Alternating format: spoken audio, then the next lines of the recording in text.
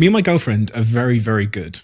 Like we're very, very comfortable with each other to the point that, and people will find this a bit shocking, if we go away somewhere, like we go to another country, we will often have separate bedrooms.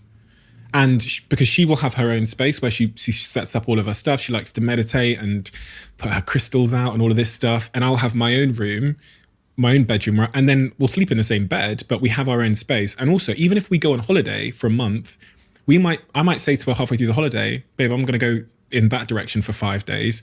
I'll see you then. I'll see you in 5 days' time. And we've got to a point where we're really comfortable with that. But I can't think of another relationship I've been in where any of those things would have been greeted with anything but like anger or like, what?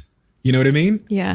And I think sometimes that response from people comes out of our insecurity about what's right, because nobody sort of talks about these things, or they haven't historically. And so nobody really knows if the way they're having their relationship is the same as anybody else. And are we getting it right or wrong? And so often there can be these knee-jerk reactions from people about, that doesn't sound good because that's not what I know to be true. And you know, then it becomes, you know, diversity, it becomes sort of difficult for people to handle then, doesn't it? If your experience is different to mine, then am I wrong?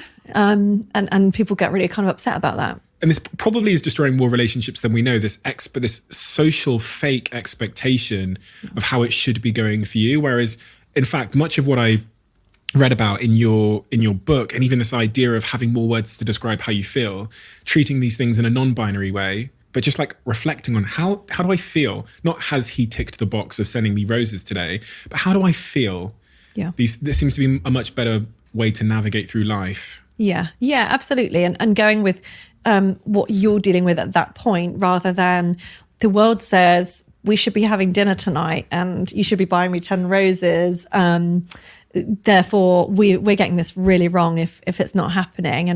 And there can be all manner of reasons why that might not be the case at any one point. And that's okay, isn't it? But yeah, it's looking at, if I'm not feeling loved, is it just about because I've set a standard and I've applied some standard to this other person that they're not fulfilling? Or am I feeling unloved generally? You know, is this the sort of last straw type thing?